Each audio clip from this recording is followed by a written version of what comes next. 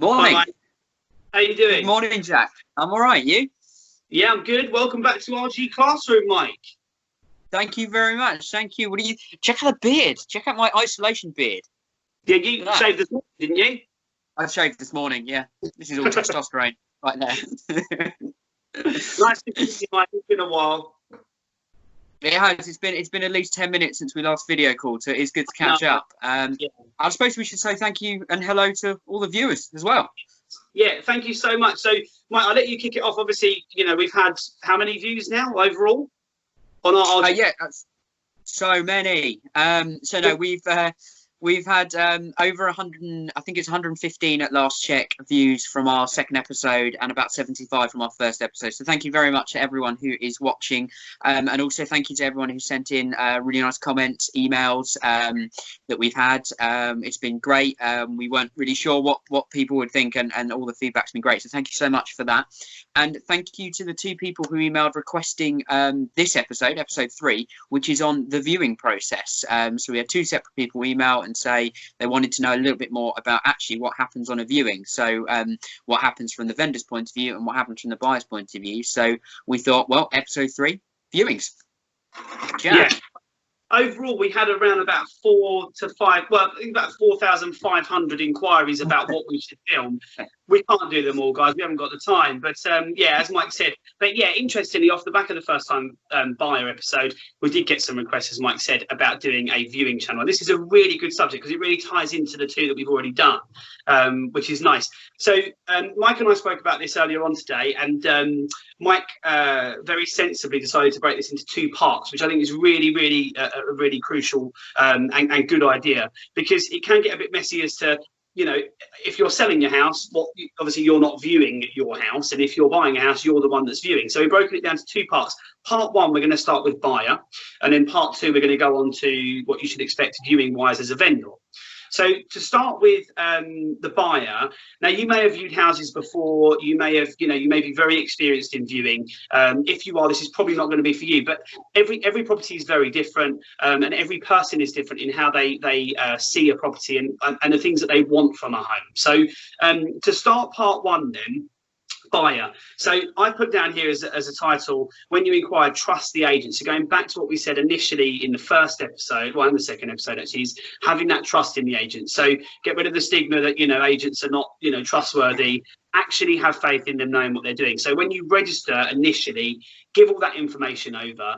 You might then find a property on Rightmove or on Roland Gorringe's website and think, oh, I really want to see that.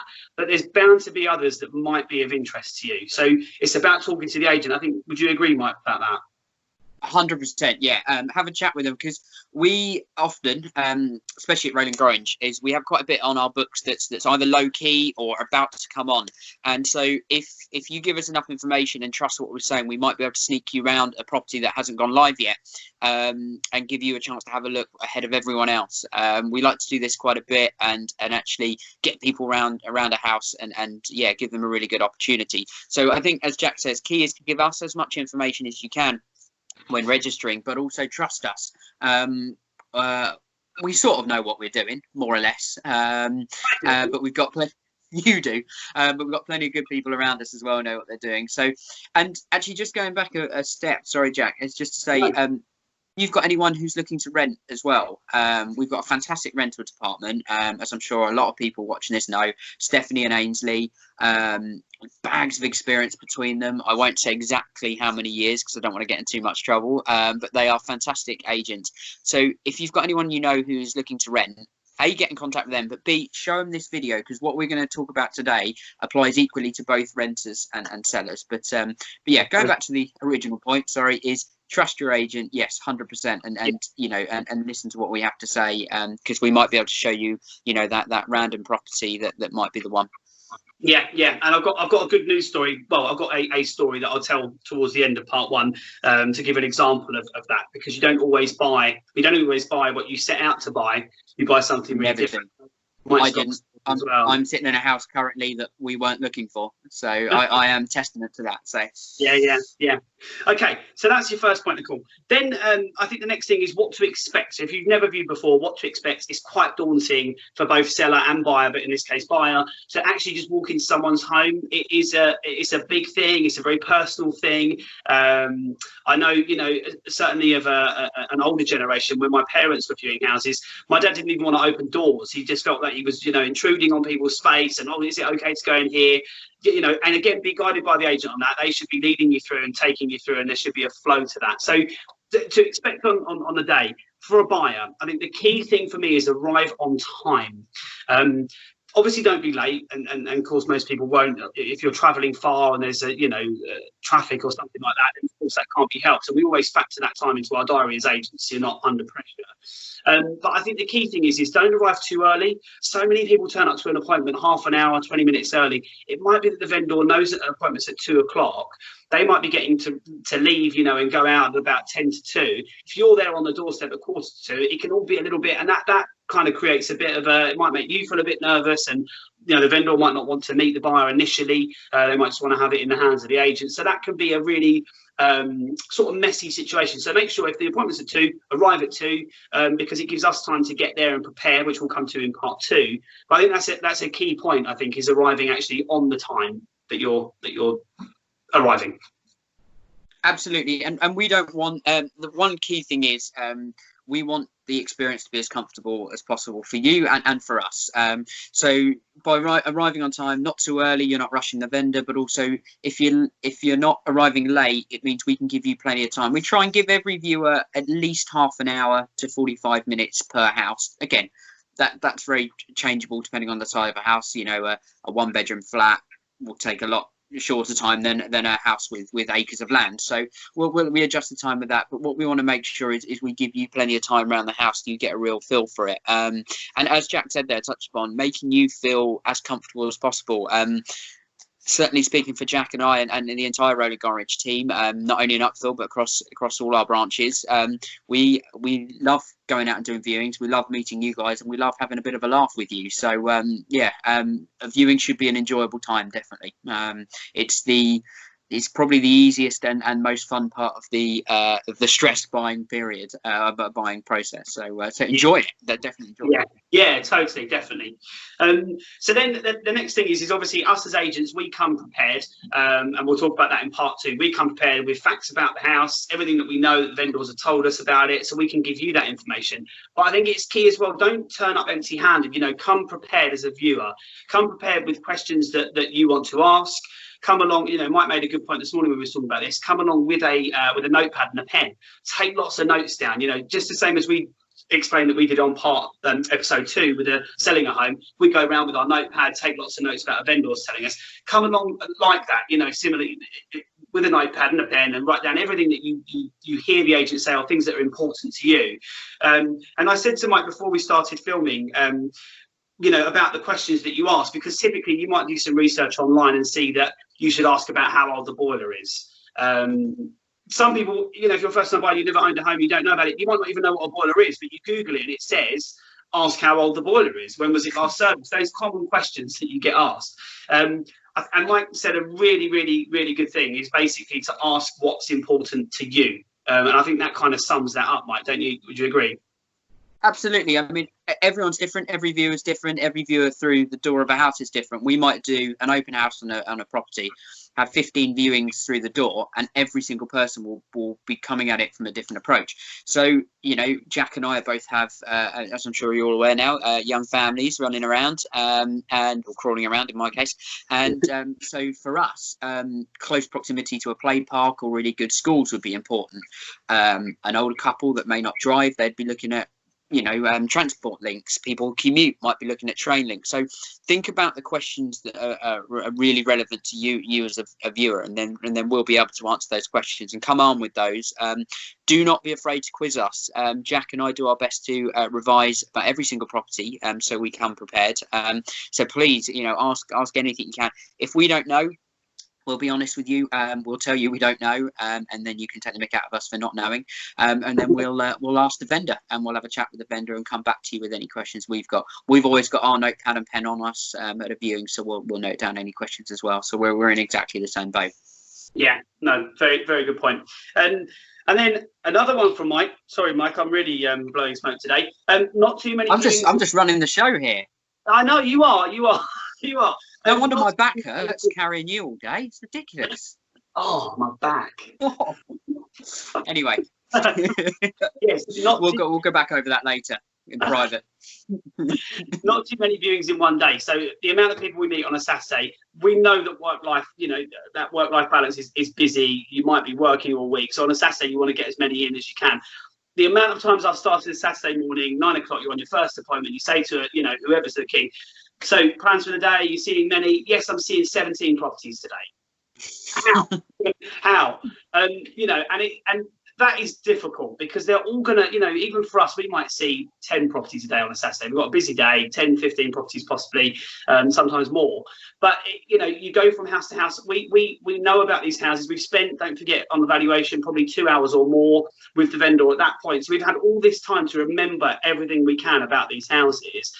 If you're just spending 50 minutes to half an hour in a house, you're not going to remember everything. So I think it's factoring in a sensible amount of time, because as Mike says, you could see something and be in there for 45 minutes. If you've then planned half an hour slots, you're going to be running late for that one. It's a knock-on effect throughout the day. It's going to make your day stressful. And as Mike said at the beginning, this should be a really enjoyable time, not a time that you're stressing about, or you turn up at something that could be your dream home, but you think, I've only got 10 minutes here, so I'm just going to skip this one and go on to the next. Don't do that, because you might just skip on from your home that you could live at for 40 years. So it's really important. Timing, again, is a really key thing.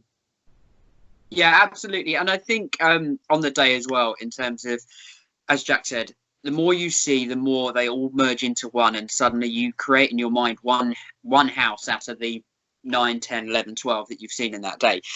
We also recommend, if you're going to view 3 or 4 in a day, and try not to go, I don't think any more than 5 really in a day where possible. Try and factor in some breaks, obviously comfort breaks, but also food breaks. And it's a good chance for you to go and actually debrief over a property. So you'd be able to go back. I always recommend going and checking out a local, ask the agent for recommendation as well, but check out a local restaurant. We always say to people, Upfield's got so much, if you want to go and have a beer, you've got at one end of the town, you've got the Ringles, at the other end of the town, you've got the Highlands, you've got the station in the middle. But also you've got restaurants like Hartfield's, Time for Food and Friends, plenty of places you can go and sit, have a coffee, have a pint, if it's one of those days, and really digest over what you've seen, and build in that time. As I say, it's, as we keep harping on back to it, it's a really fun part of the process, so you might as well enjoy it, but also give you time to really focus on the property you've just seen. You can sort of laugh at my hair or lack of hairline and what have you as part of your debrief, but yeah, I'd say building that time as well is really important. Yeah, definitely. So going over part 1 then, for the buyer, just written those points here. So obviously prepare, so come prepared. Your timing is really important, both for arriving on time and also having that time at the property, as Mike just said. Being open-minded with the agent, which does tie into trust, so having trust for the agent. And also, as Mike said, focus on the area. So focus on, that restaurant, that cafe, whatever, having a coffee, get a feel for the area. If you're not from Uckfield or, wherever you're looking, get a feel for that area to find out what's there, what you're going to enjoy there, living there for. So going back to that trust and open-minded thing, just to tell you guys a good news story, and it's one that always sticks to me and I always tell it.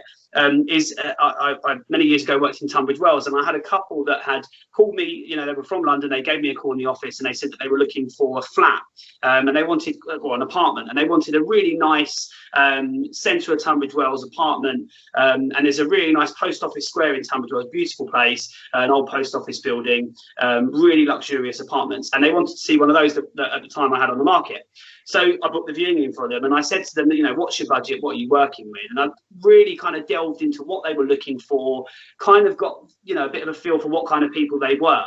And I said to them that if you've got time afterwards, half an hour or so after our viewing at Post Office Square, I've got something I'd like to show you. So almost like that wild card, you know, Phil and Kirsty type thing. And so we started the appointment at the apartment. They absolutely loved the apartment, which I think at the time was on for about £400,000. That was around about their budget. So they had a look at that. After that, we jumped in my car and we drove to a village called Wadhurst that I know Mike knows very well. And over in Wadhurst, there was a little cottage, a mid-terrace cottage, full of character, completely different ball game to this apartment they've seen. Wadhurst is a little rural village, beautiful village, sort of a few little local shops and things, but nothing like Tunbridge Wells. But just outside of Tunbridge Wells, so it was still within an easy commute to get to the train station, which they needed. And this was on for £360,000, so £40,000 less. To cut a long story short, they ended up buying a mid-terrace cottage at £40,000 less, not the apartment they set out to buy. And they only wanted apartments. So I did, you know, I listened, but I did, you know, also have, you know, I asked them to be open-minded, and they ended up buying it. And I believe, well, I imagine they're still there. This is going back 7 years or so. But yeah, incredible that you don't always set out to buy what you think you're going to. I think 9 times out of 10, certainly in my time in agency, no one ever ends up buying what they initially sent out to. And that's the great thing, is because there are so many different types of houses, you know, and properties and bungalows and flats. There's so much you can go and see. So yeah, absolutely, that's a great story, and just shows trusting your agent can do. So yeah, really fun. Yeah, really funny. And that kind of enjoyable part of it, I remember driving back to Tunbridge Wells to drop them back at the train station. They were absolutely over the moon. It was a real buzz. It was amazing. So yeah, you know, factor in that time and enjoy it. And have that trust for the agent, as we say. So those are the points for part 1. So then moving on, Mike, whilst I clear the board, can we talk about what part 2 is going to be about? Absolutely. So part 2 is interesting. So where we've said part 1 for the viewer, this is the fun bit. I think for part 2, we're going to come at it from the vendor's point of view. And this, from a vendor's point of view, is completely opposite. It's not fun. We get it's not fun because you have to run the Hoover around. You have to hide kids' toys in wardrobes. You have to panic that if someone opens that wardrobe, that sort of 5 years worth of stuff will fall on them. So it's really stressful for a vendor's point of view. But we're just going to talk you through, as a vendor, coming from the vendor's point of view, how the viewing process works. So really what you should do pre-viewing, what you should do when the viewing's going on, and what you should expect after the viewing. Again, we're going to come at this very much from Roland Gorringe's point of view. We can't talk for any other agents. We can only talk for the Roland Gorringe team, again, at Uckfield and across all our branches. But it'll give you an idea, as a vendor, of actually what goes on in your house when you've gone out and we're there showing people around. So, so again, we've broken it down. So, Jack? Yes. So part 1 then is actually part 1 to part 2 is actually finding out about finding out about that viewer. So if, you know, there's so many people that will certainly, you know, an agent might give you a call and just say, yeah, we've got a viewing tomorrow at 12 o'clock. That's it, job done. So you're going to have a complete stranger walk around your home at 2 o'clock tomorrow who you know nothing about. Can they afford it? Do you know anything about them? So that's a really important thing to start with as the vendor, and the agent should be telling you is as much information as they can about that viewer. So why are they looking at it? Who are they? Can they afford it? Have we qualified them? You know, as we started with episode 1 about qualifying the buyer, have we asked them about their finances? Have they seen that mortgage broker? Have they started that process? You know, or are they selling a place? Are they on the market? So many different things. That is a really big part of that viewing process. It's not just a case of a vendor just sitting there thinking who's coming around tomorrow at 2. So that is a really important one to start with. So as a vendor, find out as much as you can about that person that's coming to your house. It's important for us too, as well, for safety reasons and just to make sure that people are, you know, looking at the right properties. So that's my first point. Do you want to add to anything on that? No, I think as usual, you waffled on and covered everything, so that's fine. Thanks, Mike. You're welcome. Point 2 then. So this is the really stressful bit, as Mike just touched on a moment ago, is how to prepare. So, you know, what do you do? One thing that I always say, you know, in regards to the presentation, it depends on property to property, and we'll come to this in a moment, is if the vendor's not there, and we will speak about this in a moment, if you're not there on a viewing, we'll come back to that, is the kind of feel that a house gives off, you know. And I remember actually at Roland Gorringe last summer, there was a property over in East Hoathly, and I first went to see it. Mike knew Mr. and Mrs. Blewett very, very well, as did Adrian, and I went to have a look at the property, and I went there, and the vendors were there, and they showed me around, and I always remember this. It was absolutely incredible. The sun was beaming in. Their children were there. They've got a huge family. Their children were there. They were all in the kitchen. It had a really nice, a really nice vibe to it. The son was upstairs, I think, playing PlayStation. There was just lots of laughter, and it felt like a real family home. The next time I went back there, which was probably about a week later for a viewing, they weren't there. And at this particular viewing, it was a gloomy day, and it was a completely different feel. It was really odd, because as soon as I opened the door and I went in, it's kind of, where is everything? Why is everything all prepared? And the guys were great at preparing it, but it just felt very, very different. So I always say to people, if you've got, if you usually leave your radio on in the kitchen, I know we do here, have your radio on, leave it on. We can always turn it off for you, or turn it on if you're away. But have a little bit of background, noise going on. Put some lamps on. If it's cold, make sure the heating's on. There's so many things, Mike, isn't there, that you can do. Yeah. It's all about creating an atmosphere, and again, and making sure that the experience for the viewer coming in is really enjoyable. If they walk in and it's a cold house, they'll always remember it as, oh, that's the cold house, isn't it? So again, in the winter, having the heating sort of ticking over, oh God, that was the house that you couldn't breathe in because it was so hot. Again, opening the windows. This is all things we'll discuss with you when we take on your property, because you might be at work all day. So we'll come in and, and we'll sort of set up, as Jack says, making sure that certain lights are on if it's a gloomy day. Again, this is all part of us turning up 20 minutes early to a viewing. Again, especially a lot of our clients work, and we may have viewings and I know, I leave for work at 7:15 every morning. I know you might not have time in the morning to prepare a house for a viewing. So again, it's just sort of educating us. We also say, don't go mad.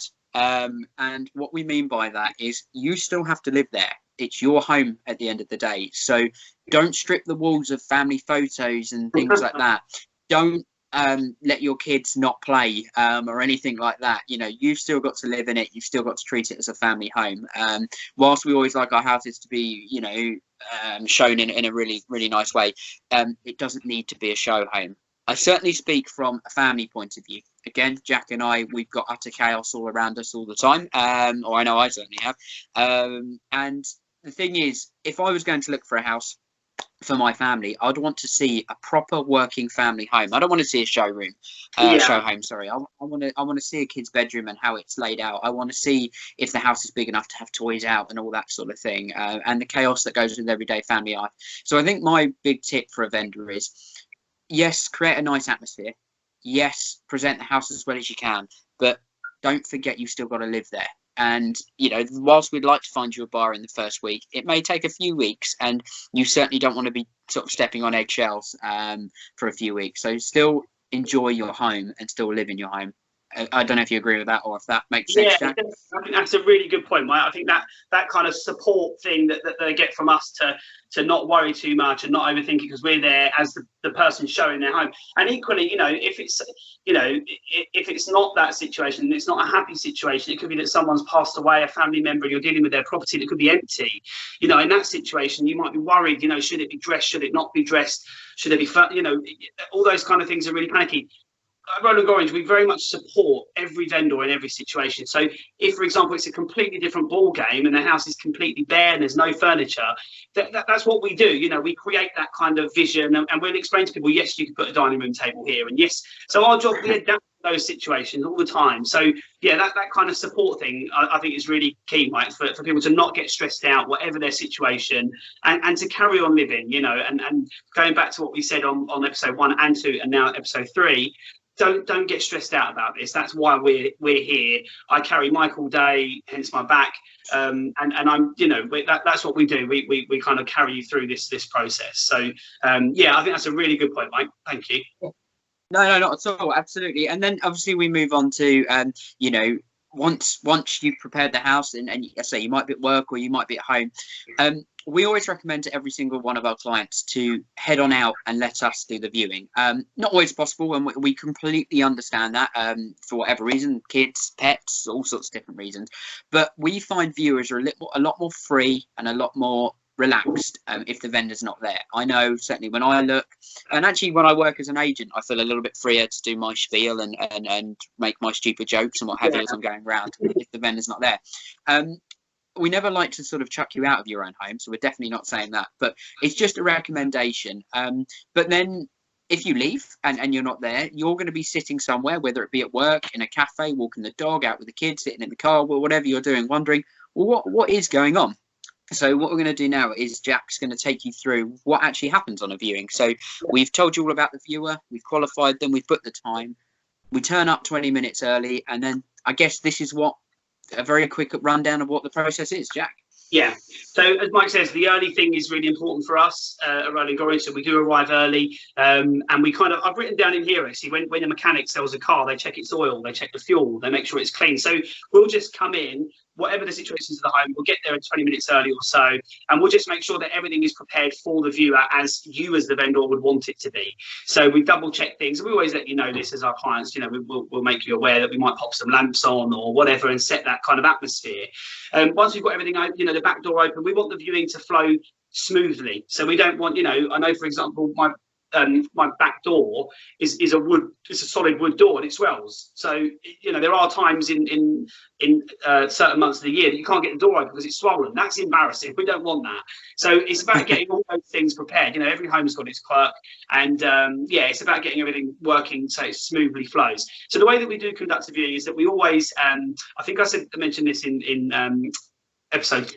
We park away from the home. We wait outside once the house is all prepared for the viewer to arrive, so you know that we're there. Typically, we've got a for sale board outside, so you know how to find the property. But if you don't, we will be waiting outside. If we're not, do knock because we're inside preparing. So you might be running a little bit early, and we're inside getting things ready. So yeah, we're outside. We greet the buyer that obviously we know all about. We've qualified them, so we've already had that relationship breakdown, which is good. Then we take them in. So we kind of take your guide on this. On the initial valuation appointment as to how you like your house to be shown. I personally always think, you know, a lot of houses will have one USP, so one selling point that is a real key thing. I like to hold that back personally. That's how I've always conducted the viewing. If you've got an absolutely amazing open plan kitchen space or something, I might start with a different reception room, then another, and then go into that wow, rather than losing that wow initially and then going on to other rooms. So it just depends on how the property flows and how it works. But typically we take them on a tour through the house or through the apartment or whatever we're showing, answering every question. It's going back to that valuation point. We spend time in each room. You know, have you got any questions about this room? Could this work for you? And I think it's key for us to get the right feedback for you, which we'll come to in a moment. And why we like to spend some time on appointments is so that we can really get a grasp of what people think. And going back to what Mike said about a vendor being there, I certainly wouldn't want to go to someone's house and say, oh no, I don't like that red wall.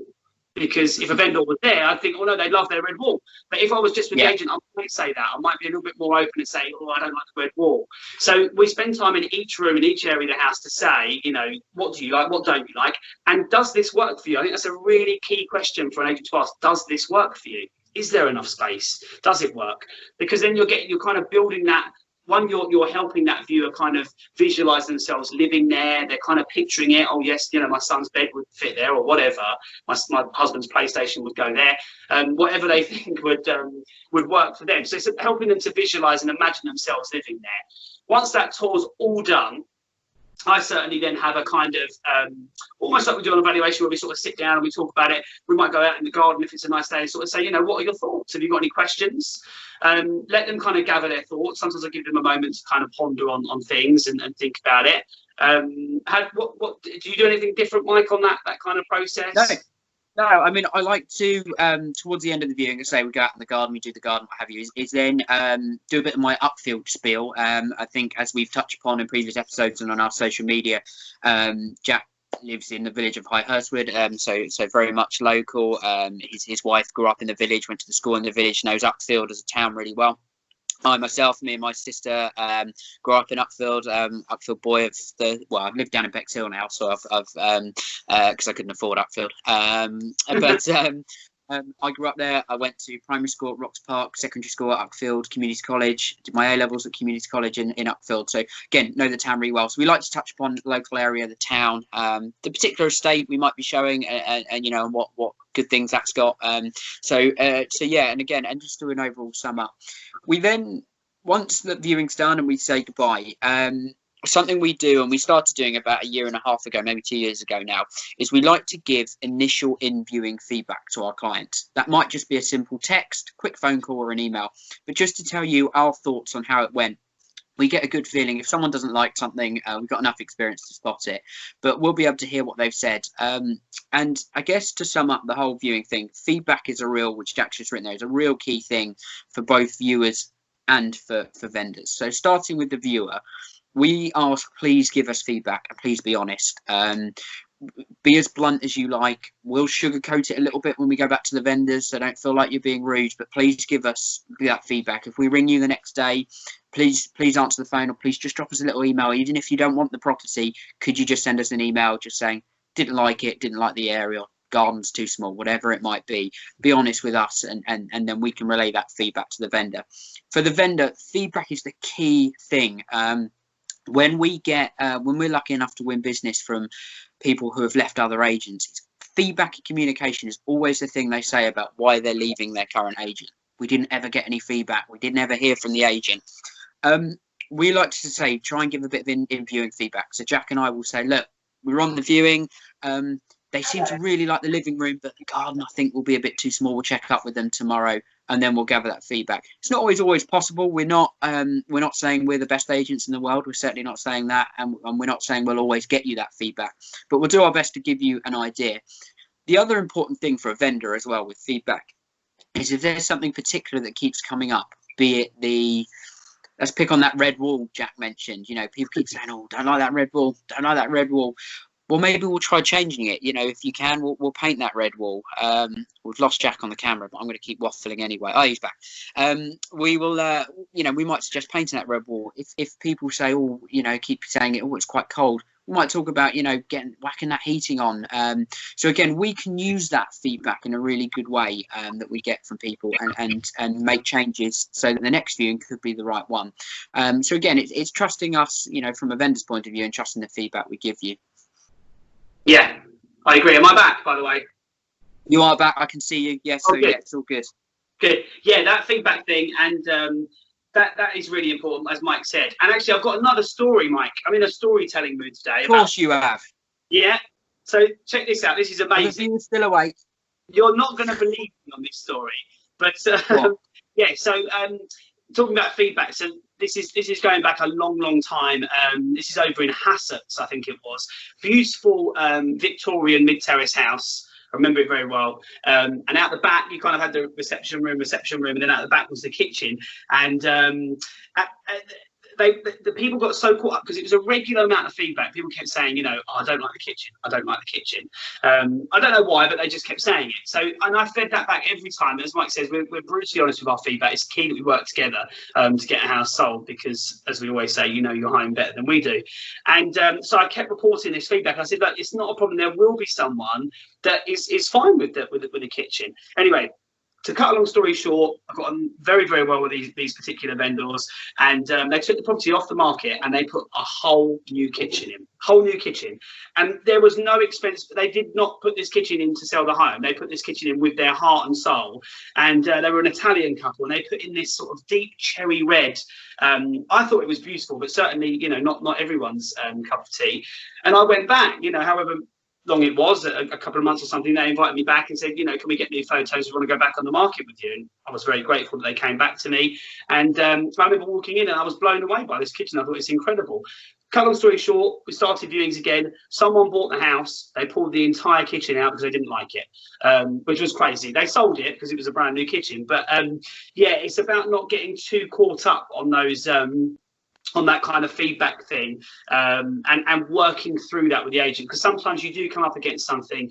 If your house is positioned on a main road, it's, you know, they're going to be tricky things. Not everyone wants to live on a main road, but it's about highlighting those positives and as Mike said, sort of talking that through with both the buyer and the seller, and kind of working it out. So to go through, then we've got obviously Same thing as the buyer, actually, to inquire, find out a little bit more about the viewer, what their story is, bit of background on them, prepare, getting things ready, expectations on the day, what to expect from a viewing appointment, and then the feedback, which is a really important one, as Mike says, because that's what's going to get you, your home sold, and that's going to help us and help you guys to sell as well.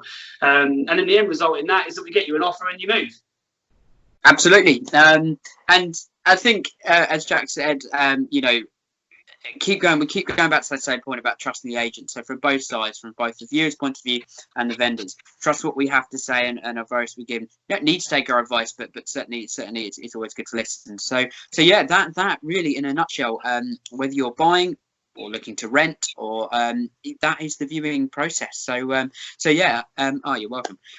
So I hope you all really enjoyed episode 3. Again, please send us emails and comments, as we said before, mike@rolandgorringe.co.uk or jack@rolandgorringe.co.uk. Really good, just quick good news story. Someone have contacted me this week and has given me their house to sell once this lockdown lifts, based on what they viewed and what they like to hear. So which is fantastic. So we are still taking on properties. We're still using the virtual viewings, which is something we didn't touch on actually, but we may do another day. We're still showing houses.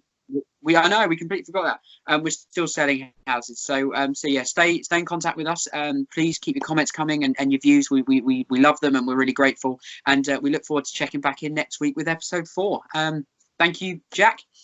Thanks, Mike. Thank you guys for watching again and everything he just said. See you later.